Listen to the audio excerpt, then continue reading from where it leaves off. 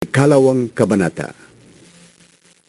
Panahon ng paghahari ni Herodes nang isilang si Jesus sa Bethlehem, isang bayan sa lalawigan ng Judea.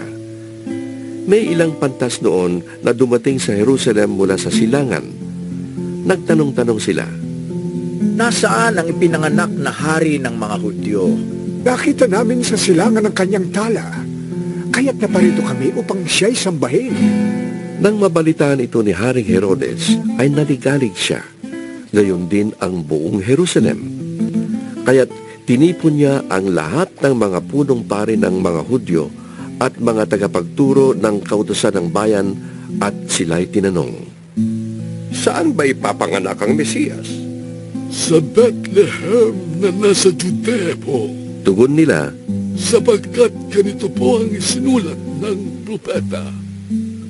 Ikaw, Bethlehem, sa lupay ng Juda, ay hindi pinakahamak sa mga pangunahing bayan ng Juda, sapagkat sa iyo magmumula ang isang pinuno na mamamahala sa aking bayan Israel. palihim na ipinatawag ni Herodes ang mga pantas at inusisa kung kailan lumitaw ang tala.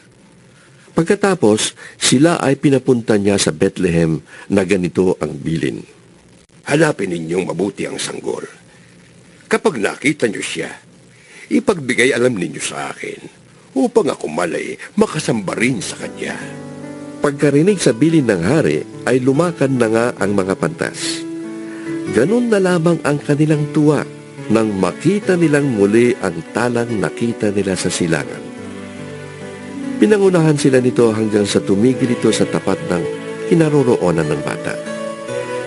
Pagpasok sa bahay, nakita nila ang bata sa piling ni Maria na kanyang ina. Nagpatira pa sila at sumamba sa bata. Binuksan nila ang kanilang mga sisidlan at inihandog sa kanya ang dala nilang ginto, insenso at mira. Nang sila'y papauwi na, nakatanggap sila ng babala sa pamamagitan ng panaginip na huwag nang bumalik kay Herodes, kaya't nag-iba na sila ng daan. Pagkaalis ng mga pantas, nagpakita kay Jose sa panaginip ang isang anghel ng Panginoon. Sinabi nito sa kanya, Bumangon ka't dalhin mo agad sa Ehipto ang magina. Hahanapin ni Herodes ang bata upang patayin. Kaya huwag kang aalis doon hanggat hindi ko sinasabi sa iyo. Dali-daling bumangon si Jose at nang gabi ring iyon, dinala niya sa Ehipto ang mag-ina. Doon sila nanirahan hanggang sa mamatay si Herodes. Sa gayon, natupad ang sinabi ng Panginoon sa pamamagitan ng propeta. Tinawag ko ang aking anak mula sa Ehipto. Galit na galit si Herodes nang malaman niyang nilinlang siya ng mga pantas. Kaya't ipinapatay niya ang lahat ng batang lalaki sa Bethlehem at sa palibot nito mula sa gulang na 2 taon pababa, batay sa panahong sinabi sa kanya ng mga pantas. Sa gayoy, natupad ang sinabi ni Propeta Jeremias. Narinig sa Rama ang malakas na panagoy. Tinatangisan ni Raquel ang kanyang mga anak.